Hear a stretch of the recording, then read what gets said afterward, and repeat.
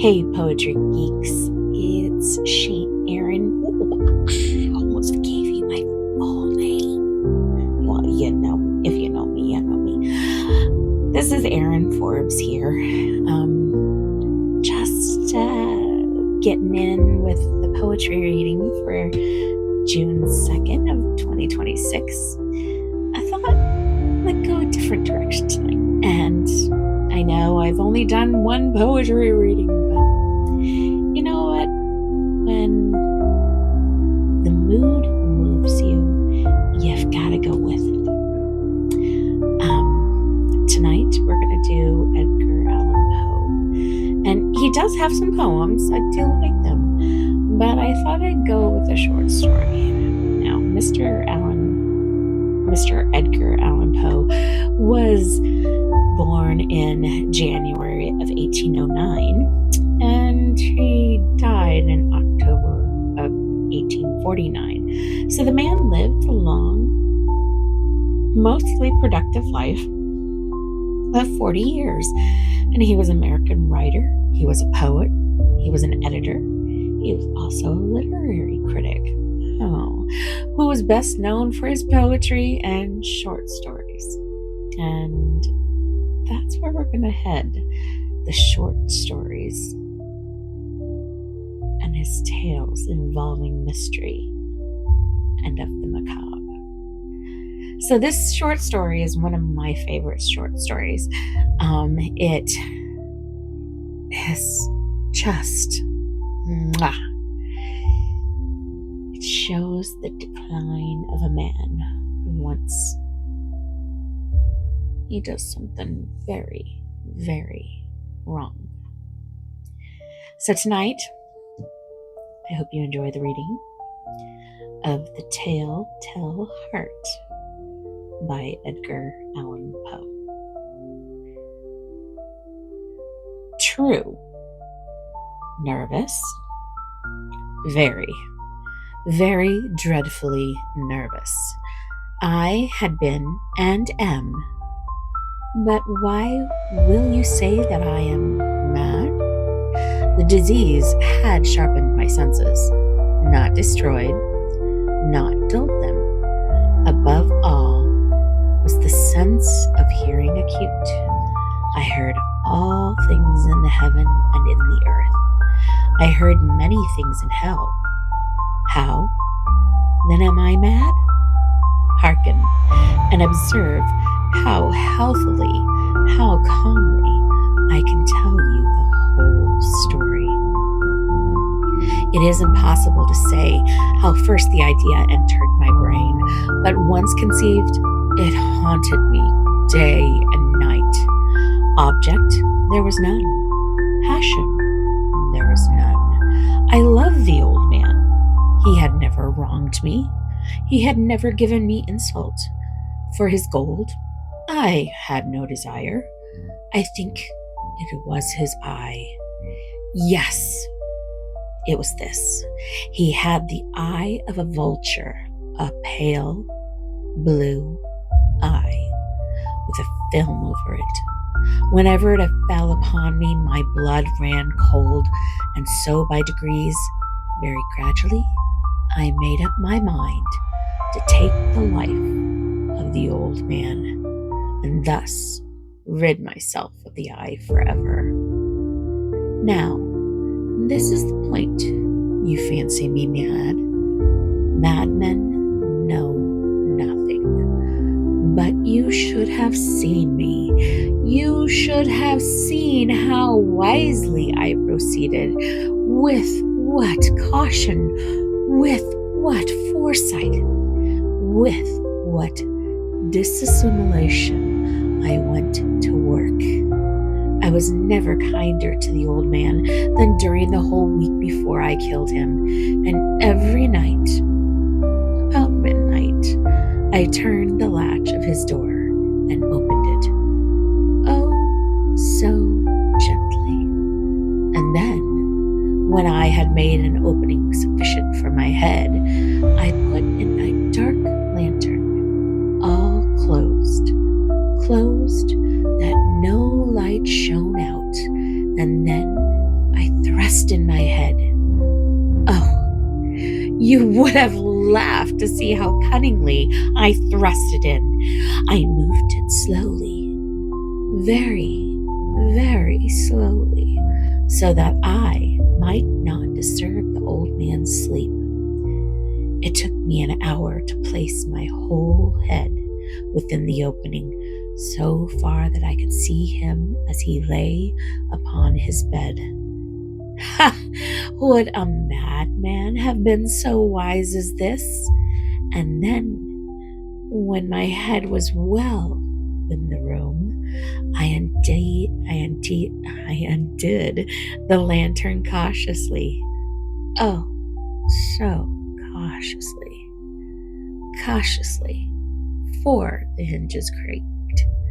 I undid it just so much that a single thin ray fell upon the vulture eye, and this I did for 7 long nights, every night just at midnight.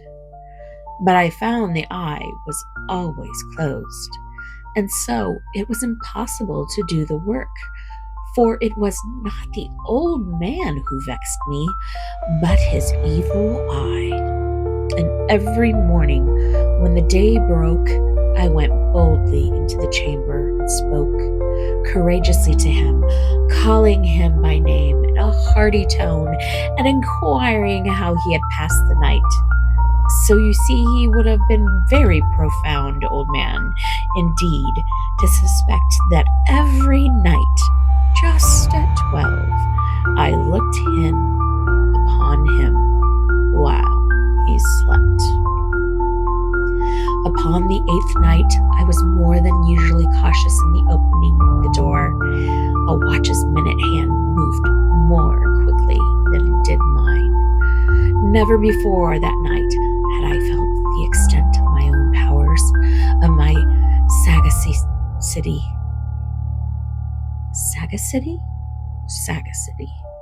I could scarcely contain my feelings of triumph to think that there I was, opening the door little by little, and he not even to dream of my secret deeds or thoughts.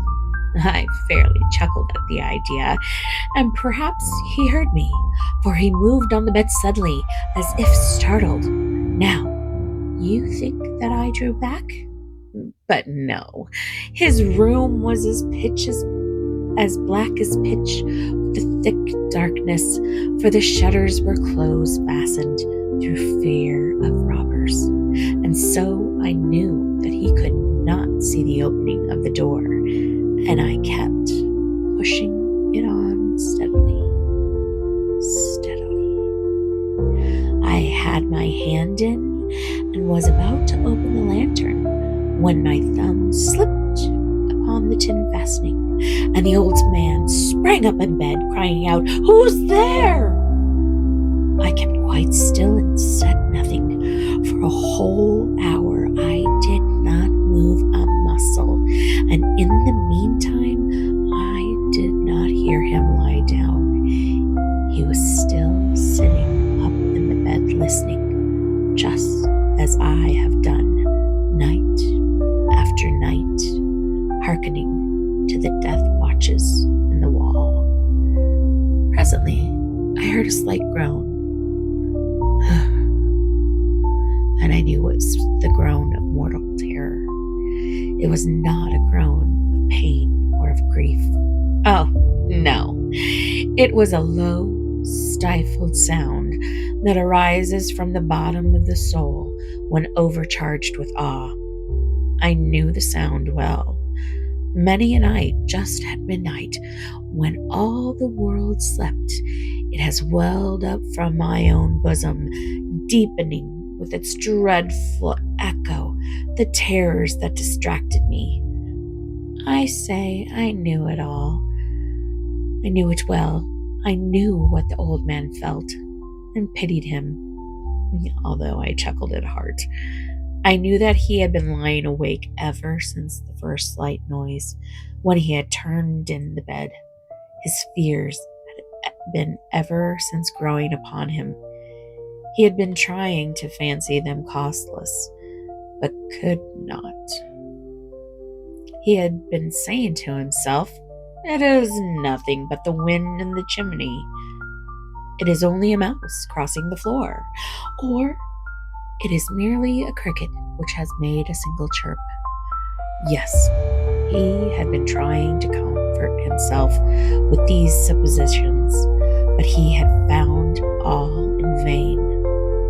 All in vain, because death, in approaching him, had stalked with his black shadow before him and enveloped the victim.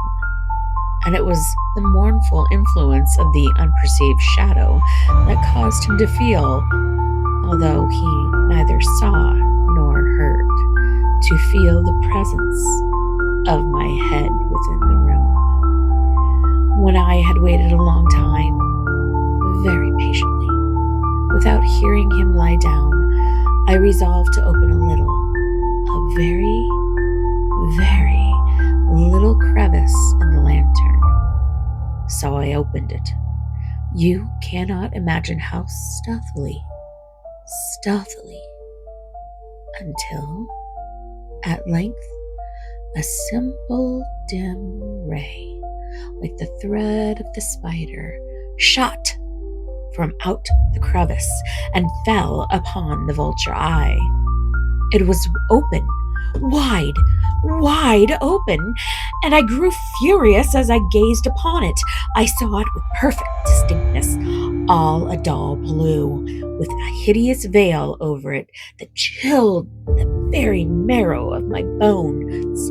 But I could see nothing else of the old man's face or person, for I had directed the ray as if by instinct precisely upon that damned spot. And have I not told you that what you mistake for madness is but over acuteness of the sense? Now, I say, there came to my ears a low, dull, quick sound such as a watch makes when enveloped in cotton. I knew that sound well, too. It was the beating of the old man's heart.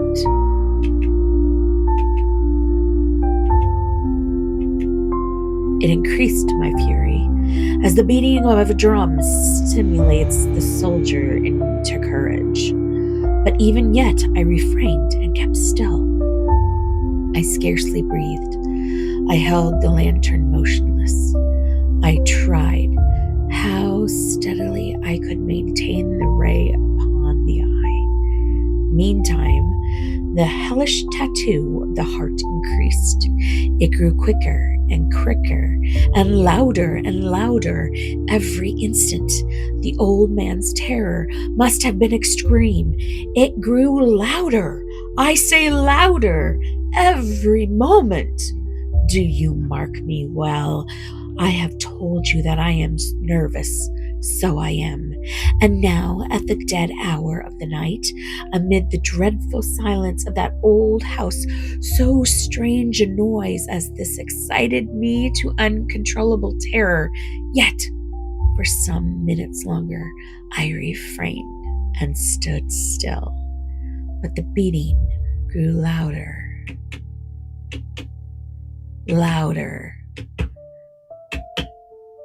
I thought the heart must burst. And now a new anxiety seized me. The sound would be heard by a neighbor. The old man's hour had come. With a loud yell, I threw open the lantern and leaped into the room.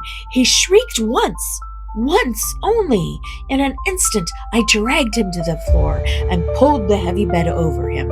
I then smiled gaily to find the deed so far done. But for many minutes, the heart beat on with a muffled sound.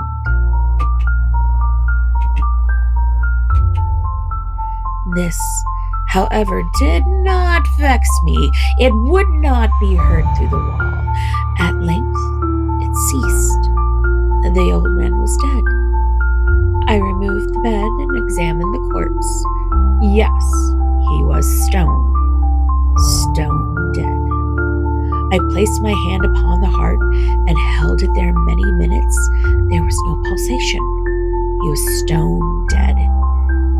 His eye would trouble me no more. If still you think me mad, you will think so longer when I describe the wise precautions I took for the concealment of the body. The night waned, and I worked hastily, but in silence. First of all, I dismembered the corpse. I cut off the head and the arms and the legs. I then took up 3 planks from the flooring of the chamber and deposited all between the scantlings. I then replaced the board so cleverly, so cunningly, that no human eye, not even his, could have detected anything wrong. There was nothing to wash out, no stain of any kind, no blood spot whatever. I had been too wary for that. A tub had caught it all. When I had made an end of these labors, it was 4 o'clock, still dark as midnight. As the bell sounded the hour, there came a knocking at the street door. I went down to open it with a light heart, for what had I now to fear?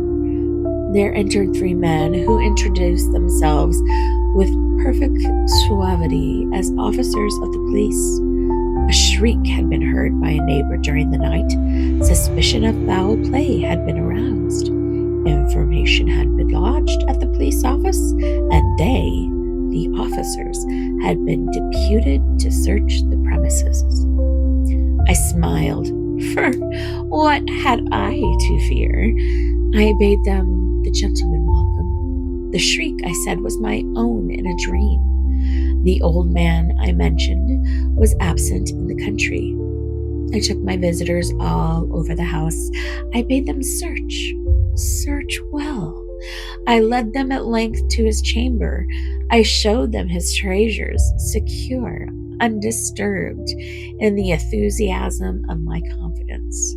I brought chairs into the room and desired them here to rest from their fatigues, while I myself, in the wild audacity of my perfect triumph, placed my own seat upon the very spot beneath which reposed the corpse of the victim. The officers were satisfied. My manner had convinced them I was singularly at ease. They sat, and while I answered cheerily, they chatted of familiar things. But ere long, I felt myself getting pale and wished them gone. My head ached, and I fancied a ringing in my ears. But still they sat and still chatted. The ringing became more distinct. It continued and became more distinct. I talked more freely to get rid of the feeling, but it continued and gained definiteness. Until, at length, I found that the noise was not within my ears. No doubt I grew very pale, but I talked more fluently and with a heightened voice, yet the sound increased. What could I do? It was a low, dull, quick sound, much such a sound as the watch makes when enveloped in cotton. I gasped for breath, and yet the officers heard it not. I talked more quickly, more vehemently, but the noise steadily increased. I rose and argued about trifles in a high key and with violent gesticulations, but the noise steadily increased.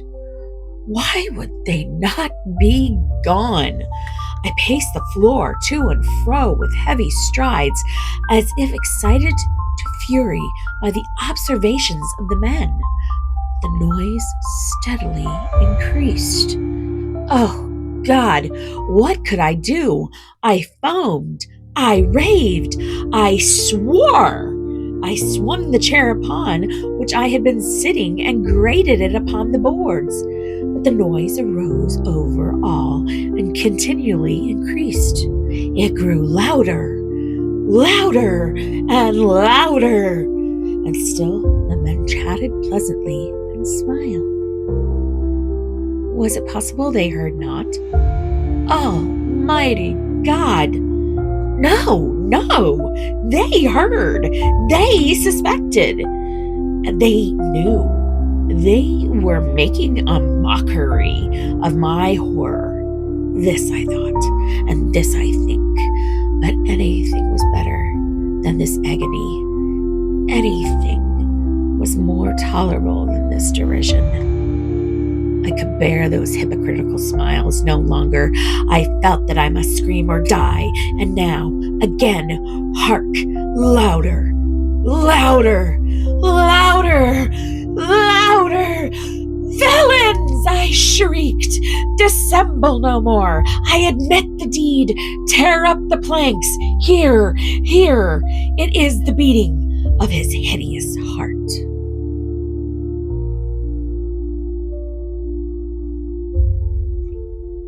Thank you for listening to the reading of The Telltale Heart by Edgar Allan Poe.